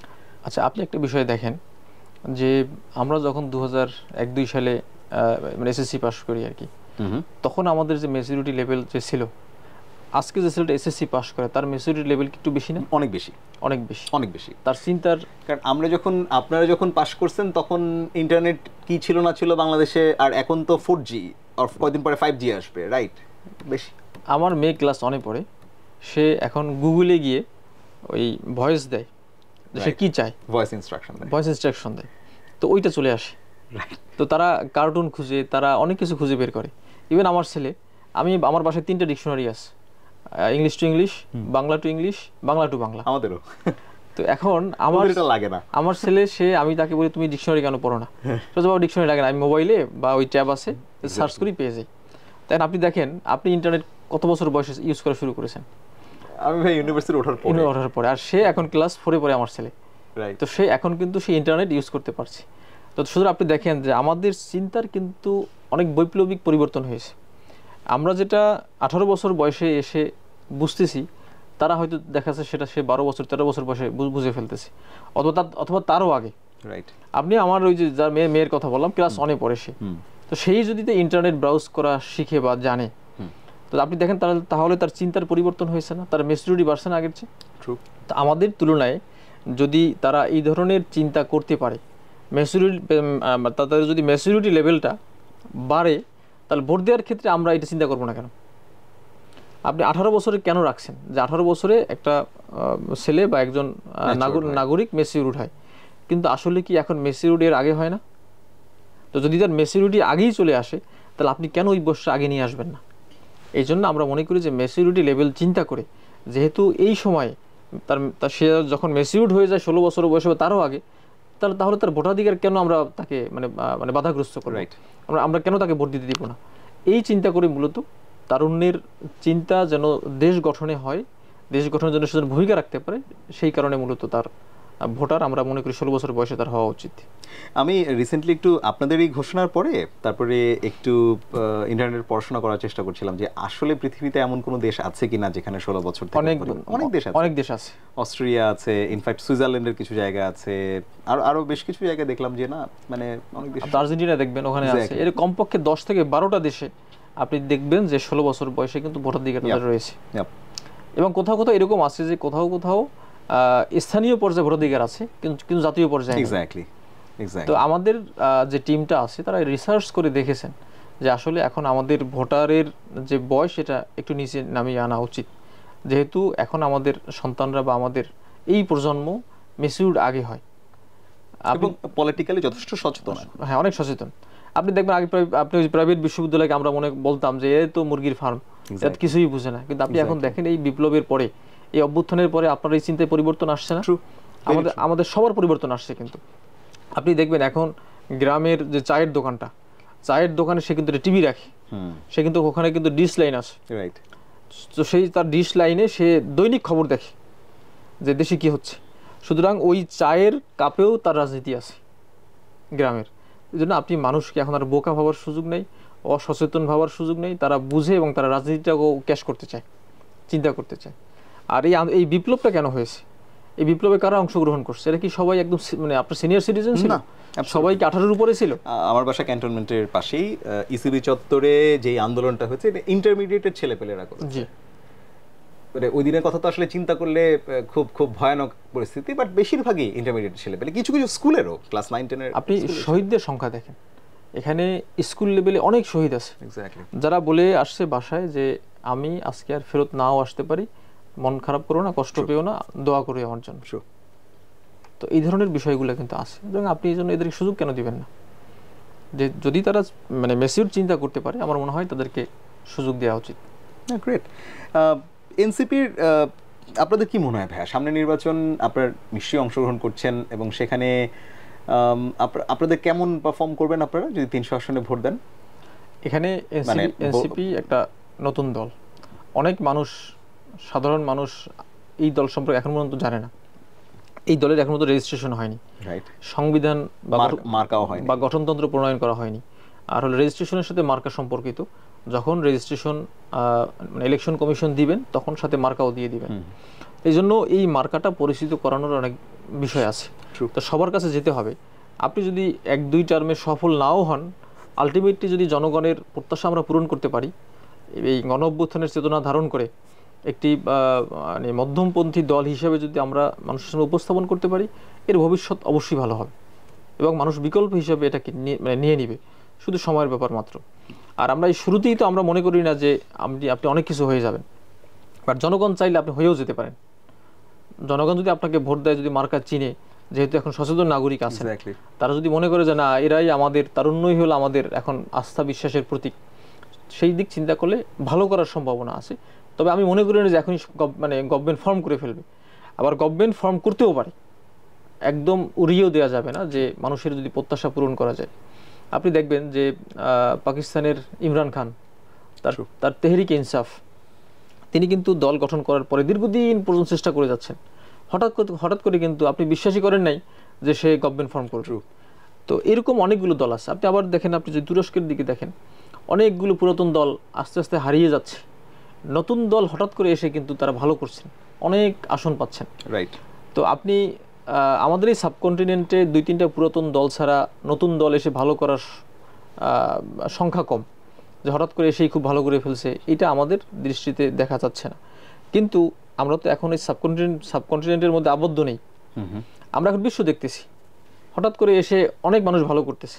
তো সেই দিক থেকে চিন্তা করে আমরা মনে করি যে এনসিপি যদি মানুষের বা জনগণের পালস বুঝে, জনগণের চাওয়া পাওয়াটা যদি ধারণ করতে পারে এবং কাজ করতে পারে, অদূর ভবিষ্যতে এই দল ভালো করার সমূহ সম্ভাবনা রয়েছে। বৈষম্য বিরোধী পুরো আন্দোলনটাই তো হলো ভাইয়া, মানে শুরুটা যদি আমি বলি অন্তত মাঝামাঝি পর্যন্ত, যে চাকরিতে যে বৈষম্য, বাংলাদেশে বেকারত্ব একটা বড় সমস্যা, এবং এটা হ্রাস করার জন্য অর্থনৈতিক অ্যাক্টিভিটি যত বাড়ানো সম্ভব। আপনাদের কি কোনো সুস্পষ্ট পরিকল্পনা এখনো করেছেন, যে ধরেন আপনারাই আগামীতে সরকার গঠন করলেন অথবা গুরুত্বপূর্ণ একটা জায়গায় গেলেন যেখানে ডিসিশন মেকিং এর সুযোগ রয়েছে, আপনাদের অর্থনৈতিক পরিকল্পনাটা কি হবে এই দেশে বেকারত্ব দূর করার জন্য? আপনি দেখেন বাংলাদেশে এখন যে টেকনিক্যাল লাইনের পড়াশোনার বিষয়ে গুরুত্ব দেওয়া হচ্ছে, ভোকেশনাল মানে এডুকেশন অ্যান্ড ট্রেনিং, আপনি যদি দক্ষ জনশক্তি উৎপাদন করতে পারেন তাহলে কিন্তু এরা কিন্তু আপনার জন্য অ্যাসেট হয়ে যাবে। আমরা মনে করি বাংলাদেশের যে পরিমাণ বরাদ্দ আছে যুবকদের প্রশিক্ষণের জন্য, এটা কিন্তু ইউটিলাইজ হচ্ছিল না, বা এখানে হিউজ পরিমাণ করাপশন আছে। এই করাপশন যদি রোধ করে আপনি যদি ভোকেশনাল ট্রেনিং দিতে পারেন জনগণকে, এবং এটা বহির্বিশ্বে যদি আপনি এই শ্রম রপ্তানি করতে পারেন, এখানে অনেক সম্ভাবনা রয়েছে। তাছাড়াও আপনি দেশের মধ্যে দেখেন, দেশেও কিন্তু তরুণরা কিন্তু এখন অনেক ভালো ভালো কাজ করতেছে যারা পার্সোনাল লেভেলে। এটাকে যদি আমি গভর্নমেন্টের সিস্টেমের মধ্যে নিয়ে আসতে পারি, জনগণ কিন্তু চাকরি না পেলেও সে কিন্তু বেকার বসে থাকবে না, সে কিছু না কিছু উৎপাদন করতে পারবে। এবং উৎপাদনমুখী যদি পড়াশোনা হয়, আমার মনে হয় এদেশের ভবিষ্যৎ খুবই ভালো। এই জনশক্তি আমাদের জন্য অভিশাপ না হয়ে আশীর্বাদ হয়ে যাবে এটা। এবং এনসিপি যেহেতু একটা মানে তারুণ্যের জয়গান নিয়ে আসছেন, সুতরাং এনসিপি এর দিকে খুবই নজর দিবে। এবং শুরু থেকে আমাদের মধ্যে আলোচনা হচ্ছে যে ভবিষ্যতে আমরা কিভাবে কাজ করব। যেহেতু এই দলের বয়স আপনি দেখেন 28 ফেব্রুয়ারি শুরু হয়েছে, আজকে কয়দিন, 23 দিন বা 24 মানে 22 দিন এর বয়স। আপনি 22 দিনের একটা শিশুর কাছে আপনি যে প্রত্যাশা তো খুব বেশি করতে পারবেন না, বাট আমরা চেষ্টা করছি গ্রো আপ করার চেষ্টা করছি। এবং আমাদের এখানে অনেক ভালো ভালো তারুণ্যর মানে এখানে সম্মিলন হয়েছে। আপনি দেখবেন বিদেশ থেকে পিএইচডি ডিগ্রি কমপ্লিট না করে দেশ গঠনে ভূমিকা রাখার জন্য চলে আসছে। আপনি লন্ডনে ইউকেতে কাউন্সিলর ছিল, তার কাউন্সিলর ওখানে রাজনীতি শেষ মানে ওই অবস্থায় এখানে চলে আসছেন মানে ভূমিকা রাখার জন্য। এই ধরনের ক্রিম অনেক ভালো ভালো ব্যক্তিবর্গ এনসিপির সাথে সম্পৃক্ত আছেন, এবং তারা সামনে থেকে এবং পিছনে থেকে সাপোর্ট দিচ্ছেন, রাজনৈতিক ভূমিকা রাখার জন্য গুরুত্বপূর্ণ পরামর্শ দিচ্ছেন, ইভেন কাছে থেকে কাজ করে যাচ্ছেন। আমি মনে করি যে এনসিপি এই তারুণ্যের শক্তিকে এবং অভিজ্ঞ ব্যক্তিদের যেই অভিজ্ঞতা আছে এটাকে ধারণ করে সমন্বয় করে কাজ করতে পারে, আগামীর তারুণ্যের দল হবে বা জনগণের দল হবে এনসিপি। ওয়ান্ডারফুল। আমাকে একটু বলেন ভাইয়া, আপনারা ক্ষমতায় গেলে ইন্ডিয়ার সাথে রিলেশনশিপটা কেমন রাখবেন? ইন্ডিয়ার সাথে প্রতিবেশী হিসাবে অবশ্যই সম্পর্ক ভালো থাকবে। একজন প্রতিবেশীর সাথে কি আপনি ঝগড়া করবেন? আপনার এথিক্সটা কি, আপনার থট কি? প্রতিবেশী আপনার প্রত্যেক দিন কাজে কর্মে তাকে লাগে, আপনি ঘর থেকে বের হইলেই তার সাথে আপনার দেখা হবে, সুখে দুঃখে লাগে। এই জন্য আপনার সুখের বিষয়টাও তাকে দেখতে হবে, তার সুখের বিষয়টা আপনাকে দেখতে হবে। এখন একটা মানে আমাদের পার্শ্ববর্তী দেশ ইন্ডিয়া খুবই অনেক বড় একটা দেশ, অনেক পাওয়ারফুল দেশ। আপনি তো তাকে ইগনোর করতে পারবেন না। আবার তার যে অনৈতিক চাওয়া পাওয়া আপনি পূরণ করতে পারবেন না। সব মিলিয়ে এটা ব্যালেন্সড রিলেশন লাগবে, ভারসাম্যপূর্ণ সম্পর্ক থাকতে হবে প্রতিবেশীর সাথে। আপনি দেখেন যে আগে যেটা হয়েছে, যে আপনি দেখবেন শেখ হাসিনা কিন্তু বলেছে যে ইন্ডিয়াকে আমরা এত বেশি দিয়েছি, তারা কিন্তু আমাদেরকে তা দিতে পারবে না। আবার দেখবেন বলেছে যে আমরা শুধু দিতেই ভালোবাসি, পছন্দ করি, আমরা নিতে পছন্দ করি না। কিন্তু আপনি সরকার হিসাবে আপনাকে জনগণের আপনার স্বার্থ দেখতে হবে। অ্যাবসলিউটলি। বাংলাদেশের জনগণের স্বার্থে যতটুকু বা যে সম্পর্ক রাখা দরকার সেটাই ইন্ডিয়ার সাথে আমাদের রাখা উচিত, বা সেটাই থাকবে। এর চেয়ে কমও হবে না, বেশিও হবে না। আমাদের মূল ফোকাস হলো জনগণের স্বার্থ। জনগণের স্বার্থের বাইরে গিয়ে আপনি কিছু করতে পারবেন না বা করা উচিত না। আবার জনগণকে আপনি বিপদে ফেলে এমন কিছু করবেন আপনার প্রতিবেশীর জন্য, সেটাও জনগণ চাইবে না। সুতরাং আপনার ফার্স্ট প্রায়োরিটি থাকতে হবে the interest of the people of Bangladesh. এখন ধরেন ইন্ডিয়া তার স্বার্থ সংশ্লিষ্ট বিষয় তো তারা দেখবেই। ইনফ্যাক্ট ওদের কিছু প্রশংসার জায়গাও আছে যে তারা জাতীয় স্বার্থে ওরা অনেক একাট্টা থাকে আমাদের মতো দেশগুলোর চেয়ে। ধরেন ইন্ডিয়া চাইলো যে আওয়ামী লীগ বাংলাদেশে রাজনীতি করুক, এবং সেই অনুযায়ী তারা তাদের মতো করে অ্যাক্টিভিটি করলো, যেটা নিয়ে অনেক অভিযোগও আছে। আপনাদের অবস্থান কি আওয়ামী লীগের রাজনীতি নিয়ে? আপনি দেখেন, আপনি যে কথাটা বলেন ইন্ডিয়া চাইবে, বাংলাদেশের অভ্যন্তরীণ বিষয় ইন্ডিয়া কেন চাইবে? ইন্ডিয়া তার রাষ্ট্রের স্বার্থ কোথায় আছে সেটা সে চাইবে। বাংলাদেশে কে রাজনীতি করবে, কে করবে না, এটা তো ইন্ডিয়ার স্বার্থের কোনো বিষয় না, তার চাওয়ারও কোনো বিষয় না। এর আগে এরকম কিছু বিষয় চাইতে গিয়ে কিন্তু এদেশের জনগণ ফুঁসে উঠছে, রাইট। তারা ক্ষোভে ফেটে পড়ছে যে আমার ঘরের খবর, আমার ঘরে কি রান্না হবে সেই সিদ্ধান্ত তো তুমি দিবে না, এটা আমার ঘরে আমি ডিসাইড করব আজকে দুপুরে আমি কি দিয়ে আমি খাবো আর কি, আমি আদৌ খেয়েছি কিনা, আদৌ খেয়েছি কিনা, বা আমি কখন খাবো। এই জন্য আমি মনে করি ইন্ডিয়ার স্বার্থ সংশ্লিষ্ট বিষয়ে বাংলাদেশের সাথে আলোচনা হলে আমরা আমাদের কথাটা বলবো এবং তারা তাদের কথাটা বলবে। সেখানে এসে কি চুক্তি হবে সেটা আমাদের দেশের জনগণ বা আমাদের দেশের যারা দায়িত্বশীল ব্যক্তিবর্গ সেট করবে, বাট অযাচিত যেন না হয়। আপনি দেখবেন কিছুদিন আগে গত আওয়ামী লীগ আমলে অনেক চুক্তি বাংলাদেশের মানুষ জানতেই পারেনি, এত পরিমাণ গোপন রাখা হয়েছে এবং এগুলো এত ইউনিলেটারাল ছিল যে একতরফা চুক্তি। সব সুবিধা আপনি তাকে দিচ্ছেন, আপনি তাকে করিডোর দিচ্ছেন, আপনি তাকে পোর্ট ব্যবহার করতে দিচ্ছেন, আপনি কোনো ট্যাক্স দিচ্ছেন না। এবং এই চুক্তিগুলো যখন সাইন হয় তখন দেশে কোনো একটা জায়গায় এমন কোনো একটা ঘটনা ঘটেছে, হয়তো কোথাও আগুন লেগে গেছে, এই হয়েছে সেই হয়েছে, এবং যাতে করে মানুষের নজরটাও কোনো মনোযোগ মানুষ যেন দিতে না পারে। এখন কিন্তু সেই চুক্তিগুলো বের হচ্ছে এবং অসম চুক্তি ছিল। এই জন্য আপনি যে প্রশ্নটা করলেন যে বাংলাদেশে আওয়ামী লীগ রাজনীতি করতে পারবে কিনা, এটা বাংলাদেশের জনগণ সেট করবে, জনগণ সিদ্ধান্ত নেবে। জনগণ কিভাবে সিদ্ধান্ত নেবে? জনগণ এই গণহত্যার কারণে জনগণ তো আওয়ামী লীগকে দেখেছেন যে তারা কিভাবে দুর্নীতিতে নিমজ্জিত হয়ে গেছিল। এমন কোনো সেক্টর নাই যেখানে কোনো করাপশন ছিল না। একটা মানুষ নির্যাতিত হয়েছে, একটা থানায় মামলা করতে যাবে, আওয়ামী লীগের নেতার সুপারিশ ছাড়া কোনো মামলা হতো না। আপনি একটা মানুষ ভোট দিয়েছে বিএনপিকে, তাকে রেপ করতে হলো, এই ঘটনা ঘটছে না বাংলাদেশে? সুতরাং আওয়ামী লীগ যে এত পরিমাণ অত্যাচার নির্যাতন করেছে, তার প্রেক্ষিতে তারা এই দেশে রাজনীতি করতে পারবে কিনা এটা জনগণের মধ্য থেকে আসবে। এটা জনগণ দাবি তুলবে যে সে ইলেকশন করতে পারবে কি পারবে না। যদি জনগণ দাবি তুলে যে না সে ইলেকশন করতে পারবে না বা সে রাজনীতি করতে পারবে না, তাহলে করবে না। এবং এই বিষয়ে সিদ্ধান্ত কে নিবে? এটা দায়িত্ব তো রাষ্ট্রের সিদ্ধান্তের বিষয়। রাষ্ট্রের সিদ্ধান্ত। কোনো দল নিষিদ্ধের বিষয়ে 2-3টা জায়গা থেকে হতে পারে। একটা হলো যদি সন্ত্রাস হয়, তারা সন্ত্রাসী সংগঠন হয়, তাহলে সন্ত্রাস বিরোধী আইনে স্টেট কোনো গেজেট করে বা কোনো প্রজ্ঞাপন দিয়ে কিন্তু তাকে নিষিদ্ধ করে দিতে পারে। অনেক দলকে করা হয়েছে, যেটা জামাতকে করা হয়েছিল, যেভাবে করা হয়েছিল। এরপরে হলো আদালতের মাধ্যমে যদি কেউ রিড করে বলে যে এই দলটা বাংলাদেশের সার্বভৌমত্বের জন্য হুমকি স্বরূপ, আপনার গণতন্ত্রের জন্য হুমকি স্বরূপ, দেশের জনগণের ইন্টারেস্টের এগেইনস্টে কাজ করে, সুতরাং তাকে নিষিদ্ধ করতে হবে বা তার নিবন্ধন বাতিল করতে হবে। কোর্ট রায় দিলে সেটা হতে পারে। আর হলো ইলেকশন কমিশনের আপনার যে বিধিবিধান বা আইন আছে সেগুলো পরিপালন না করলে তারা নিষিদ্ধ করতে পারে। নিষিদ্ধ বলতে তারা হলো তার বাতিল করতে পারে, নির্বাচন করার ক্ষমতা, হ্যাঁ, তার রেজিস্ট্রেশন বাতিল করতে পারে। এই হলো বিষয়। তো এখন কিন্তু ধরেন ভাইয়া, গণভোটের কি সুযোগ আছে? একটা দল নিষিদ্ধ হবে কি হবে না এটা নিয়ে গণভোট হওয়াটা যৌক্তিক না বা এটা সুযোগও নাই। গণভোট হতে পারে রাষ্ট্রীয় কোনো গুরুত্বপূর্ণ বিষয়। যেমন এখন আপনি দেখেন যে বাংলাদেশে গণপরিষদ হবে কি হবে না, গণভোট হতে পারে। বাংলাদেশের নতুন সংবিধান প্রণয়নের জন্য গণপরিষদ সদস্য দরকার, গণভোট হতে পারে। এই ধরনের বিষয়ে গণভোট হয় সাধারণত। আমরা সংবিধানে এই ধরনের আপনার রেফারেন্ডামের সুযোগ আছে। ইন্টারেস্টিং, কারণ আওয়ামী লীগ একটা বাংলাদেশের বড় দল এবং এদেরকে নিষিদ্ধ করা বা না করার সিদ্ধান্তটাও বেশ বড় সিদ্ধান্তের জন্য এই জায়গা থেকে চিন্তা করছিলাম যে এই ধরনের কিছু চিন্তা করা যায় কিনা। রিসেন্টলি সার্জিস, হাসনাত, নাসিরউদ্দিন, মোটামুটি অনেকেরই মন্তব্য শুনলাম সেনাবাহিনীর সাথে 11 মার্চে সেনাবাহিনী প্রধানের সাথে তাদের যে বৈঠক হলো, এবং পুরো ব্যাপারটা আমরা ফেসবুক মারফত জানলাম। অনেক কিছুই মনে হয় নিজেরা নিজেরা কথা বললে ভালো হতো, ফেসবুকে এত কিছু না লিখে। আবার মনে হয় যে না, আমরা তো জানাটা ডিজার্ভ করি আসলে।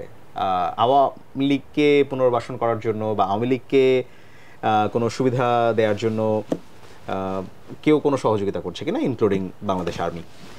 সেই জায়গা থেকে এই পুরো ঘটনায় আপনার মূল্যায়ন কি, মানে যা যা হইলো আর কি গত কয়েকদিন ধরে? আমি মনে করি হাসনাত, সার্জিস যারা আছেন তারা গণ অভ্যুত্থানের একজন বড় নেতা বা মানে বাংলাদেশের মানুষের কাছে তারা অনেক গুরুত্বপূর্ণ ব্যক্তিত্ব এখন, রাইট। তো সেই দিক থেকে তাদের সাথে অনেকে মিটিং করে বা করতেই পারে।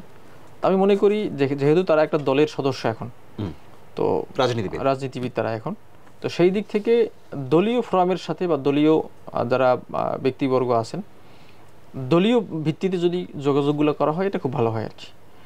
আর বাংলাদেশের আর্মি বাংলাদেশের একটি মানে কি বলে এটা গর্বিত প্রতিষ্ঠান, বাংলাদেশের আশা আকাঙ্ক্ষার তারা প্রতীক। তারা গণ অভ্যুত্থানের শেষ দিকে এসে যেভাবে রোল প্লে করছেন এটা খুবই মানে প্রশংসনীয়। আবার পরবর্তীতে কিছু সমালোচনাও আছে, আমাদের সেটাও মাথায় রাখতে হবে। এই জন্য আমি মনে করি যারা দায়িত্বশীল ব্যক্তিবর্গ আছে বিভিন্ন বাহিনীর বিভিন্ন দলের, এটা দলীয়ভাবেই যোগাযোগটা থাকা উচিত বা করা উচিত কোনো বিষয় প্রয়োজন হলে, এবং কোনো স্টেটমেন্ট দিতে হলে দলীয়ভাবে দেওয়া উচিত। এই জন্য ব্যক্তিগতভাবে যদি কেউ কোনো বক্তব্য দিয়ে থাকে বা যেটা দেওয়া হয়েছে এটা আমি মনে করি তাদের ব্যক্তিগত মতামতের বহিঃপ্রকাশ, এটাকে রিপ্রেজেন্ট করে না বা দলীয় কোনো সিদ্ধান্তের বিষয় না এগুলো আর কি। আর পার্সোনাল লেভেলে অনেকের অনেক বক্তব্য থাকতে পারে। তো এক্ষেত্রে আমাদের দলীয় বক্তব্য হলো যে এখন যেহেতু আমরা রাজনীতিতে আসছি, রাজনীতি করি, সুতরাং রাজনীতিবিদদের মধ্যে আচরণ করতে হবে আর কি। এটাকে দলীয় চিন্তা মাথায় রাখতে হবে যে আমাদের দল কি মনে করে, কিভাবে চিন্তা করে, এটাকে প্রায়োরিটি দিতে হবে আর কি। ওকে, ওয়ান্ডারফুল। সেটা হলেই বোধহয় ভালো, এবং নিজেরা আর একটু কথাবার্তা বলে যদি সবকিছু ফেসবুকে না আনা যায় আর কি।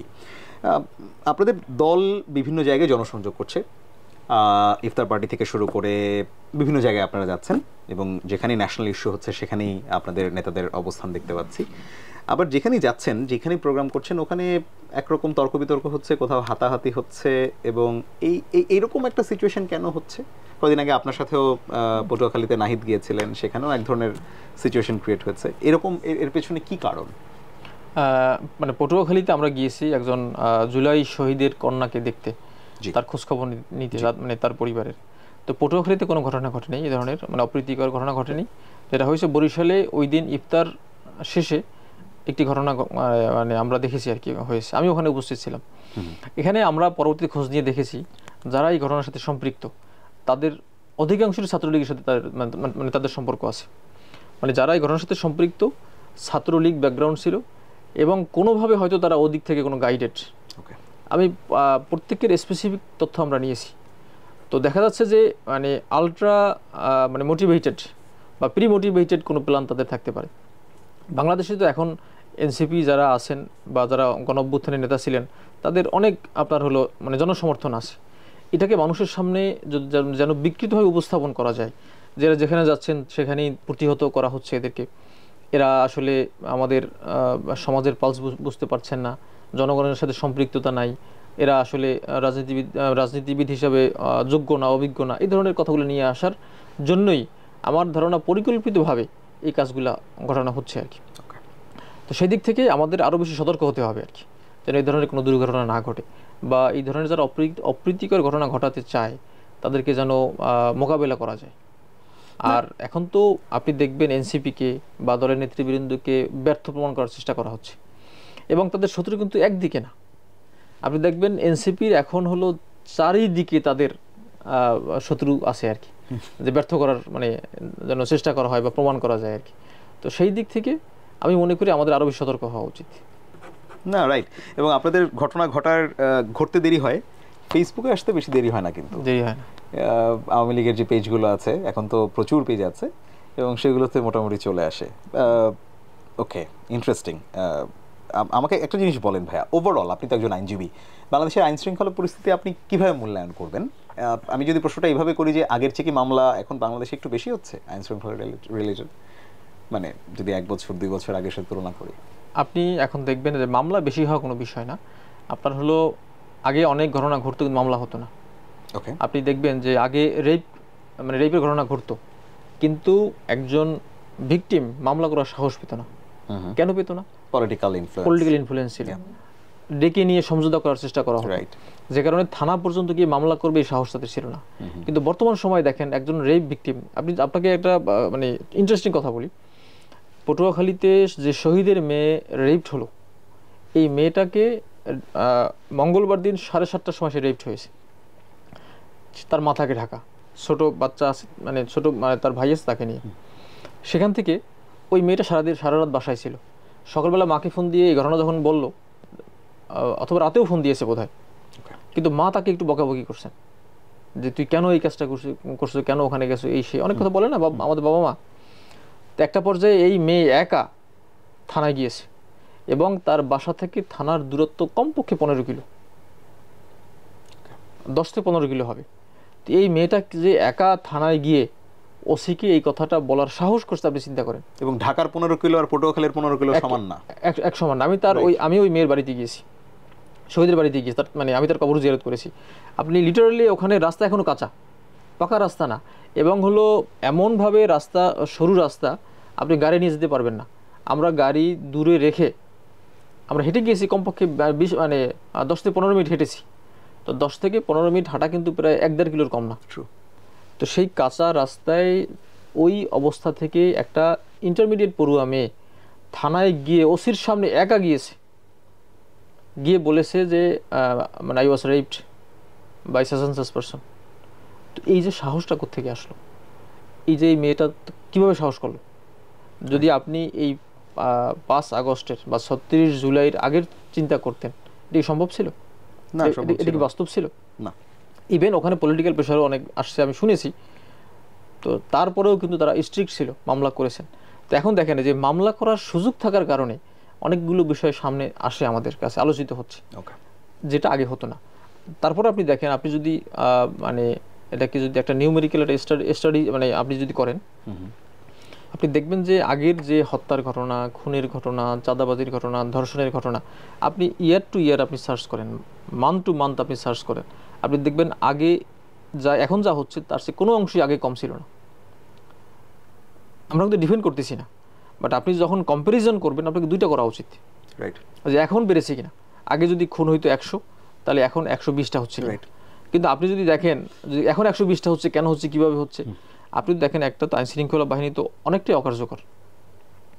পুলিশ তো আসলে ওভাবে এখনও মানে পারফর্ম করতে পারছে না, মেন্টালি তারা মানে মানসিকভাবে তো এখনও মানে ওই সময়টা মানে ধকলটা কাটিয়ে উঠতে পারেনি। সেই দিক থেকে চিন্তা করলে আইন শৃঙ্খলা পরিস্থিতি সাধারণ মানুষ ভালো রাখছে অনেক। তারা নিজ অবস্থান থেকে তারা দায়িত্বশীল ভূমিকা পালন করছে। এই ছিনতাইকারীর ঘটনাতেও তাই, মাঝখানে যখন ছিনতাইকারী অমুক তমুক, সাধারণ মানুষই কিন্তু ফুঁসে উঠলো যে কিসের ছিনতাইকারী। আপনি দেখেন ডাকাতির ঘটনা ঘটতেছে এখানে আমাদের এলাকায়, প্রত্যেক রাতেই শুধু শুনি যে ডাকাতি হচ্ছে, ডাকাত নামছে, কিন্তু আসলে ফেক ঘটনা, কোনো ঘটনাই ঘটেনি। তো আপনি চুরি ছিনতাইয়ের যে ঘটনাগুলো এখন হচ্ছে, কিছুটা তো বাড়ছে স্বাভাবিক, বা আমাদের সামনে দৃশ্যমান হচ্ছে, একদম ঘটছে না তা না, যা ঘটছে সেটাও হওয়া উচিত না। আইন শৃঙ্খলা পরিস্থিতি বা আইন শৃঙ্খলা বাহিনী যদি এটাকে নিয়ন্ত্রণ আরও ভালোভাবে করতে পারতো আরও ভালো হতো। সেনাবাহিনীর ম্যাজিস্ট্রেসি পাওয়ার আছে, তারা যদি আরও বেশি তৎপর হতো আরও ভালো হতো, আরও নিয়ন্ত্রণ আসতো আর কি। আমি মনে করি এটা ঠিক হয়ে যাবে। জনগণ দায়িত্বশীল ভূমিকা পালন করতেছে, তারা আইন শৃঙ্খলা যেন পরিস্থিতি অবনতি হতে না পারে তারাই কিন্তু নিজ দায়িত্বে কাজ করতেছে। আপনি দেখেন এই বিপ্লবের পরে ঢাকার কোনো ট্রাফিক ব্যবস্থা ছিল না, তাহলে নিয়ন্ত্রণ কে করলো? ছাত্ররা করেছে। সুতরাং দেশ গঠনে ছাত্ররা, জনতা কিন্তু ঐক্যবদ্ধভাবে ভূমিকা পালন করতেছে। এই দেশ বিপদগামী হওয়ার সম্ভাবনা খুবই কম। আপনি যতই বিপদগামী দিকে ঠেলে দেন, এটা সেই সুযোগ কিন্তু নেই। মানুষজন কিন্তু সচেতন হয়ে গেছে এবং তারা ভালো মন্দ বুঝে, একটা ঘটনা ঘটলে তার ব্যাকগ্রাউন্ডে কি হচ্ছে, কেন হলো, তারা কারণটা খুঁজতে চায়, নিজেরাই বের করে ফেলে। এই জন্য আপনি তাদেরকে বোকা বানিয়ে কিছু করে ফেলবেন, সেই সুযোগ কিন্তু এখন আর নাই। শাহিন ভাই, আপনি জুলাই স্মৃতি ফাউন্ডেশনের একজন গুরুত্বপূর্ণ দায়িত্বে রয়েছেন। জুলাই স্মৃতি ফাউন্ডেশনের একটু রিসেন্ট কি করলেন আহতদের জন্য সেটা একটু শুনতে চাই, কারণ অনেক দিন ধরেই তো আমরা শুনছিলাম যে তালিকা ঠিকমতো হয় নাই, তারপরে চিকিৎসা পাচ্ছেন না, এরকম নানান অভিযোগ শুনছিলাম। এখন কি এই ধরনের অভিযোগগুলো আছে না? আমি জুলাই শহীদ স্মৃতি ফাউন্ডেশনে ছিলাম। রাজনীতিতে যোগদান করার পরে এই ফাউন্ডেশনের এক্সিকিউটিভ মেম্বার হিসেবে আমি এখন নাই, ওখান থেকে পদত্যাগ করতে হয়েছে। কারণ হলো ওখানে রাজনীতিবিদ হিসাবে থাকার সুযোগ নেই। তবে জুলাই ফাউন্ডেশনের একটা লিগ্যাল এক্সপার্ট টিম আছে, সেখানে আমি আসি। সেই হিসাবে জুলাই ফাউন্ডেশনের সাথে আমার এখনও যোগাযোগ আছে। জি, জুলাই ফাউন্ডেশনের অনেক কাজ মানুষের সামনে আসছে না, তারা কিন্তু অনেক কাজ করেছেন। শহীদদের যে গেজেট হয়েছে, আহতদের যে গেজেট হয়েছে, সেই মোতাবেক অধিকাংশ মানুষ কিন্তু তারা সাপোর্ট দিয়ে যাচ্ছে। ওখান থেকে যেই ফান্ড আছে সেটা কিন্তু দিচ্ছেন। সেকেন্ড বিষয় হলো, এখন এত পরিমাণ প্রতারণার ঘটনা ঘটছে, আমরা কিন্তু ইতিমধ্যেই জুলাই ফাউন্ডেশনের পক্ষ থেকে 4 থেকে 5টা মামলা করা হয়েছে প্রতারণার বিষয়ে, এবং অনেক মানুষকে আমরা ছেড়ে দিয়েছি। কেন ছেড়ে দিয়েছি আপনি বলেন? একজন শহীদের ভাই, শহীদের স্ত্রী আছেন, তার সন্তান নাই, শহীদের স্ত্রীকে বঞ্চিত করার জন্য শহীদের ভাই আসছেন তার বন্ধুর ওয়াইফকে শহীদের ওয়াইফ সাজিয়ে নিয়ে। আপনি চিন্তা করেন তো, শহীদের স্ত্রী সাজিয়ে নিয়ে যখন আনা হলো, আমরা যখন কথাবার্তা বললাম, দেখা গেল এই এই ভদ্রমহিলা ফেক, তিনি শহীদের স্ত্রী না। তখন আমরা তাদেরকে আটক করলাম। পরবর্তীতে দেখলাম ওই শহীদ ফ্যামিলির একটা মাত্র ভাই জীবিত আছেন, যে তার বাবা মাকে সাপোর্ট দিচ্ছেন। এখন আমি যদি তাকে জেলে পাঠিয়ে দিই প্রতারণার জন্য, তাহলে ওই পরিবার কিন্তু খুব বিপদে পড়ে যাচ্ছে। রাইট। তো এই মানবিক দিক চিন্তা করে আমরা একটা মুচলেকে নিয়ে তাকে ছেড়ে দিলাম। আপনি দেখেন, জুলাই বিপ্লবের সময় রাস্তায় অ্যাক্সিডেন্ট করছেন, সে এখন কাগজপত্র নিয়ে আসছেন যে তিনি আন্দোলনে আহত হয়েছেন। আমরা খোঁজখবর নিয়ে জানতে পারলাম যে সে আসলে আহত না। এরপরে হলো, আপনি আরও ইন্টারেস্টিং বিষয় হলো, ফটোশপ করে সে আহতদের মানে ছবি টবি বানিয়ে নিয়ে আসছেন, এবং হলো হাসপাতাল থেকে কোনো কোনো জায়গায় আমরা দেখেছি ফেক কাগজপত্র বানিয়ে দেওয়া হয়েছে। হয় হাসপাতাল থেকে তারা দিয়েছেন, অথবা তিনি কারো মাধ্যমে বানিয়ে নিয়ে আসছেন। যেমন আমাদের নীলক্ষেতে তো এগুলো। হ্যাঁ, তো এখন হলো এই কাগজপত্র বাছাই বা মানে যাচাই বাছাই করতে গিয়ে অনেক সময় দেরি হচ্ছে। এরপরে সারা দেশে অনেক আহত লিস্টেড নাই, তারা এসে হঠাৎ করে ভিড় করতেছেন যে আমাদেরকে আহত করে, মানে আহত হিসাবে মানে কি নিবন্ধিত করতে হবে। তো এখানে কিন্তু আপনি দেখবেন স্বাস্থ্য মন্ত্রণালয় গুরুত্বপূর্ণ ভূমিকা পালন করে। জেলা সিভিল সার্জনের মাধ্যমে আবেদন করতে হয়। ওই MIS সিস্টেমে যদি আপনি আবেদন না করেন, জুলাই ফাউন্ডেশন কিন্তু আপনাকে টাকা দিতে পারছেন না। এটা কিন্তু আপনাকে নিয়মের মধ্যে আসতে হবে। এই যে আমি আপনাকে বললাম যে অনেক ফেক ঘটনা ঘটছে, কেন ঘটছে? মানুষজন মনে করতেছে যে এখানে গেলেই টাকা পাওয়া যাচ্ছে। তো যে কারণে শুরুতে কিন্তু আমরা একটু রিলেক্টেন্ট ছিলাম টাকা দেওয়ার ক্ষেত্রে, মোটামুটি হলে আমরা দিয়ে দিতাম। আমরা এসে এখন দেখলাম যে শহীদের বাবা বা মা, যে তার শহীদের স্ত্রী আছেন, ছেলে মেয়ে আছেন, তথ্য গোপন করেছেন, টাকা তারা নিয়ে গেছেন। এখন আপনি দেখেন, যখন শহীদের স্ত্রী আসছেন যে আমি তো তার বৈধ স্ত্রী, আমার বাচ্চা আছে, আমি এখন কি করব, কোথায় যাব, আমরা কিন্তু ওই বাবা মাকে ডেকে পাচ্ছি না। তারা আনফরচুনেটলি তারা টাকা নিয়ে চলে গেছে। তো এই ধরনের ঘটনা অনেক ঘটছে। আপনি এত ইন্টারেস্টিং বিষয়, মানে অবাক করার বিষয় যে মানুষজন এরকম কেন হয়। এক শহীদ পরিবারের স্ত্রী আছেন, সিঙ্গেল স্ত্রী, সন্তান নাই, তাকে স্ত্রী হিসেবে স্বীকার করেন বাবা মা।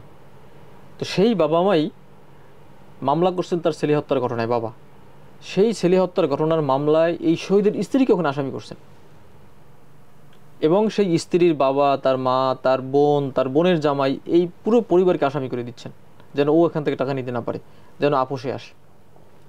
আরও মজার বিষয় আপনি শুনলে অবাক হবেন, শহীদের স্ত্রী আছেন, এই স্ত্রীর সাথে শহীদের ডিভোর্স হয়ে গেছে, এই কাগজপত্র বানিয়ে বাবা নিয়ে আসছেন।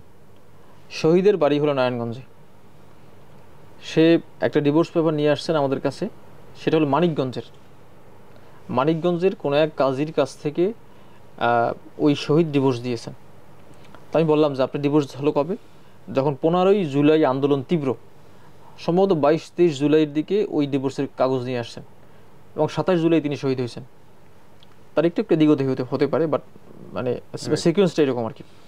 আমি তাকে বললাম, তার বাবাকে, যেহেতু আমি লিগ্যাল টিমের হেড ছিলাম, যে আপনি যে এই আন্দোলনের মধ্যে আপনার হলো কারফিউ ছিল, লোকজন নামতে পারতো না, আপনি কি করে নারায়ণগঞ্জ থেকে আপনি হয় নারায়ণগঞ্জ কোর্টে যাবেন বা কাজী অফিসে যাবেন, অথবা আপনি ঢাকায় আসবেন। রাইট। আপনি মানিকগঞ্জ ঢাকা থেকেও প্রায় 200 কিলোমিটার দূরে, এক্স্যাক্টলি, আপনি কি করে ওখানে গেলেন? তো জানে আমি হলো সে ওই যে নারায়ণগঞ্জ থেকে ঘুরে গিয়েছে হলো কেরানীগঞ্জ, কেরানীগঞ্জ থেকে ওই সাইড দিয়ে সাভার, সাভার থেকে সে মানিকগঞ্জ কি গিয়েছে সুখে? যে তার ছেলের ডিভোর্স পেপার মানে ডিভোর্স করাতে হবে। তাই বললাম আপনার ছেলে ডিভোর্স করলে তো এখানেই করতে পারতেন। অ্যাবসলিউটলি। পরবর্তী আমি যখন তাকে ধরলাম যে আমি আপনার বিরুদ্ধে মামলা করব, আপনি জাল জালিয়াতি কাগজ সাবমিট করছেন, তখন সে স্বীকার করতেছে বাবা এটা তো আমি জানি না, আমাকে একজন করে দিয়েছে, কোথা থেকে করছে আমি জানি না। আমি বললাম যে আপনি কেন এই কাজটা করলেন, আপনার ছেলের স্ত্রী আপনি স্বীকার করেন, হ্যাঁ স্বীকার করি।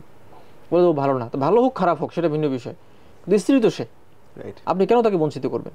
তো এই ধরনের ঘটনা প্রচুর হচ্ছে। আপনি জুলাই ফাউন্ডেশনকে মানে তারা যে চেষ্টা করছে, সারা দিন রাত অক্লান্ত পরিশ্রম করছে এগুলো সর্ট আউট করার ক্ষেত্রে। তো সেই দিক থেকে আমি বলবো জুলাই ফাউন্ডেশন এ পর্যন্ত আমি আপনাকে আজকে পরিসংখ্যান দিতে পারছি না, বাট মোস্ট অফ দ্য শহীদ তারা কাভার করেছেন। ওকে। একটা মানে এখান থেকে কয়েক কিস্তিতে টাকা দেওয়া হবে, 1-2 কিস্তি অনেকই দেওয়া হয়ে গেছে। আমি মনে করি জুলাই ফাউন্ডেশন যে ভালো কাজগুলো করতেছে এগুলো আরও বেশি মিডিয়ায় আসলে মানুষজন জানতে পারতো। রাইট। শাহিন ভাই অনেক ধন্যবাদ। আমি আপনার উত্তর সমৃদ্ধি কামনা করি। আপনি রাজনীতিতে মানে প্রফেশনাল রাজনীতিতে এসেছেন, এটা আমাদেরকে আশাবাদী করে। থ্যাংক ইউ সো মাচ ভাইয়া। জি আপনাকে অনেক অসংখ্য ধন্যবাদ, আপনি ভালো থাকবেন, দোয়া করবেন। Thank you. আসসালামু আলাইকুম। স্যার।